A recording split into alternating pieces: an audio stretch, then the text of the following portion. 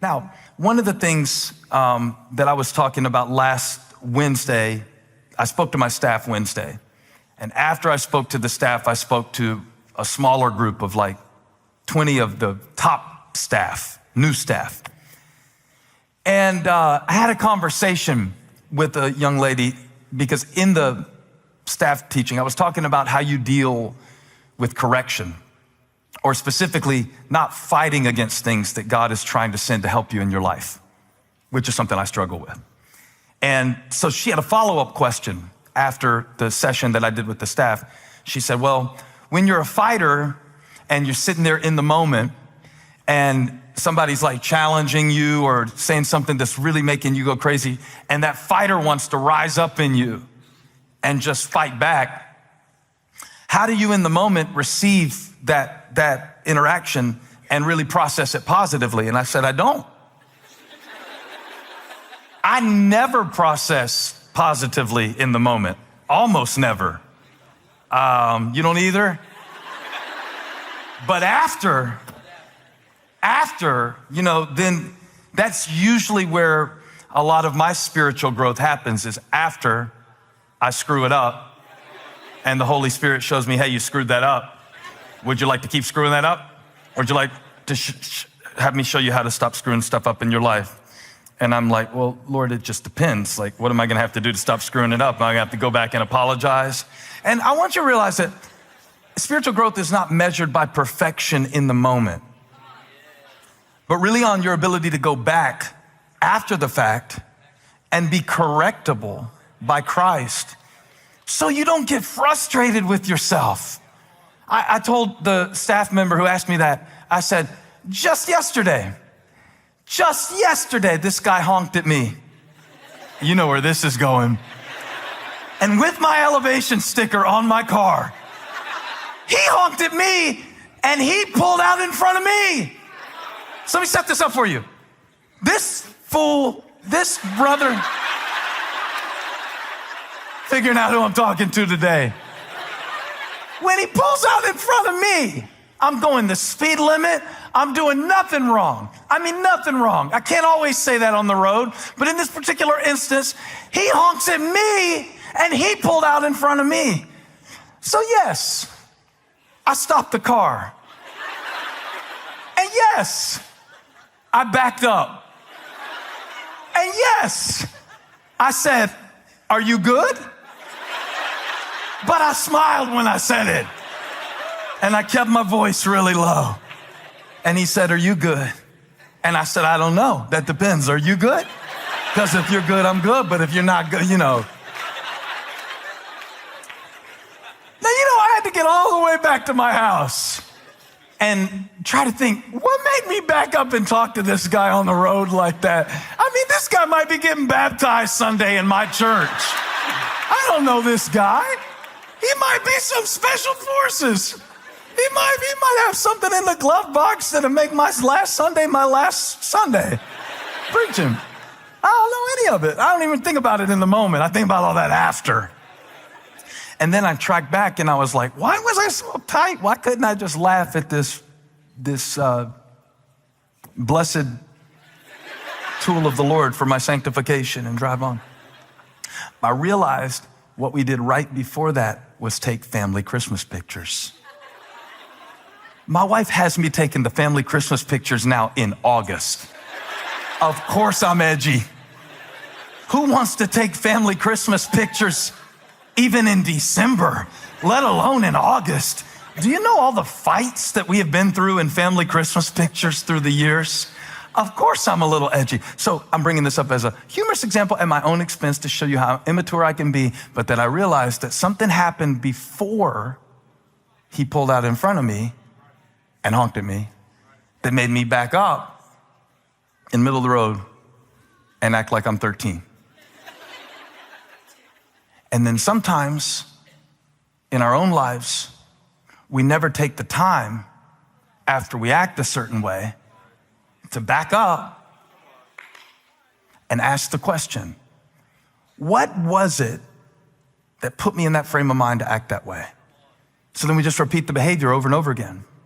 And the devil just picks our lives apart because we never stop to ask the question after we act a way we don't want to act. I mean, that could have gone much worse. It ended up being a pretty mild story in my estimation of how it could have gone. But, there are other things in my life that I look at, like times when I am completely unreasonable. And I have to go back sometimes and say, what was it before that? I think that's what Peter means when he says in verse 8, put it back up, be alert, sober-minded, to recognize when the enemy attacks you, where you are most vulnerable to his attacks. Because without asking that question, you just kind of repeat the same stuff over and over again. Some of my best growth moments in God have been after my worst performance moments outside of God, where I go back and say, what was it? You ever had something you did where you're like, well, I know it wasn't that made me act like that. So what was it that made me act like that? What was it that made me so irritated about something that was so insignificant? Why did something so small, like a pebble in my shoe, cause me to walk so crooked? And sometimes when you go back and you look at it, you're like, oh yeah, that's what it was. I actually, in the process of taking those family pictures, I think I was very stressed, and I think I was a little sad because I'm sending my son off to college next week. And I'm not going back on all of this to blame it, but so that next time I come up on it, I can beat it. Can I teach this message today? Sometimes when the enemy attacks you, you act like it was a surprise attack. But if you would pay attention to your own life, you could be ready for some of the stuff that comes at you regularly. You can't resist the devil that you're not ready for. I'm just getting warmed up. I hadn't even got to my good verse yet. But he said, be alert and sober-minded, or clear-headed, one translation would say. Because the devil, the enemy, prowls around like a roaring lion looking for someone to devour. So if he can eat you alive with anxiety, he will, because he's looking for his lunch. If he can eat you alive with offense, he will, because he's looking for his lunch. If he can eat you alive with the memory of something that you did that God has already forgiven, he will, because he's looking for his lunch. He is looking for someone who has not taken inventory of their lives to go back and track the times that, you know what? It seems like the enemy always attacks me here, and he always attacks me when. But when you have an unreflective life, when you are just reactive all the time, every attack that happens to you, you are not ready for. You cannot resist it.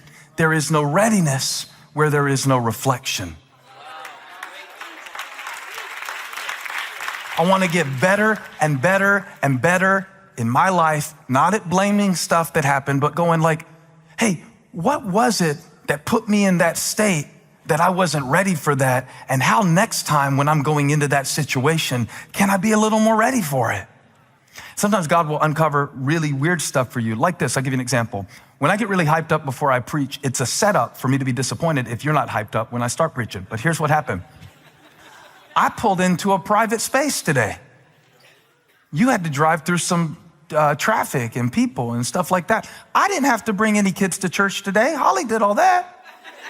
So of course I'm ready. I didn't have to get anybody dressed, anybody in the car on time. I didn't have anybody to come for but myself. Only person I had to make sure had his clothes on and shoes on and showered up was me. So I'm in a good mood. But what if you're not? So I realized that I gotta be ready when I come out here to preach, that you might not be ready to listen yet. Because if I'm not, then when the discouragement comes, when I'm like, oh no, they don't look like they're really into this. Well, they're into it, but it's just like a cold plunge for them. Like they just got to get settled into it. Let them sit there a minute. You know, I asked God one time, because when people yawn when I'm preaching, that really sets me off. Like really sets me off. if you ever notice in my sermon where I take a sharp turn and it gets really, really rough all of a sudden, like really mean or like condemnation, I start talking about hell and judgment and stuff like that, I probably saw somebody yawn. That's probably what just happened. And I remember something, even this week I was thinking about this because in psychology they call it triggers and different things that, it could be a smell, it could be a sight, it could be a sound, it could be a lot of different things. But I remembered that there was one boy when I was first learning to teach the Bible and he would full on yawn, not like yawn like he was trying to hide it, but he would full on stretch back yawn. His shirt would stretch up over his belly. I had to look at his belly, his open mouth, his open abdomen and all this stuff. And that was when I was first learning to preach. And I realized that kid was right in front of me when I was first learning to teach the Bible. I'm not gonna say his name, but he would yawn while I was preaching the Bible. And so to this day, if I see somebody yawn, it actually sets me in a place where I feel like a beginning preacher. Isn't that weird? Or maybe I just need more therapy. But even recognizing that, it gives me a moment to know, oh, that guy yawning, he might have worked third shift. He might be tired because maybe he's visiting somebody in the nursing home, or he stayed up all night playing video games. But it's not mine to judge. But if I recognize that puts me in a bad place, then I can be ready, watch this, to respond rather than to react. And to resist the temptation before I'm attacked. Because faith does not give you the ability to prevent the enemy's attack. I wish it did. I wish that by faith, we could rebuke every panic attack in the room, every financial attack in the room, every attack on your physical body in the room. If I had the power to do it, I would do it. I would love to do it for you, but there is nothing in 1 Peter 5:8 or any of the rest of the Bible that suggests that at will, we can just rebuke the devil's attack and prevent the devil's attack. But we can plan for what you're going to do the next time he does attack. That's why Peter called him a roaring lion. Before he ever comes to devour you, there's always a roar. Do you recognize him when he roars? Or do we live lives that never reflect and say, why do I keep ending up in this situation? Why is the devil always picking on me? Why am I always in this bad relational pattern? Why are people always never coming to my aid? And why am I never, it's always this thing of blaming it. Or do we want to beat it and resist it and get stronger from it? I think it would be easier to resist temptation if the consequences were immediate of the sin. I think that would be really easy to resist. I think even overeating, if the bad stuff happened while you ate. No, I'm serious. If the cellulite grew as you chewed, you stopped chewing. You ever notice how the benefits of discipline are delayed and the payoffs of donuts are immediate? I mean, a quick, sweet relief, a glazed relief. And I'm getting hungry, y'all. I fast before I preach. But there is a hidden expense to sin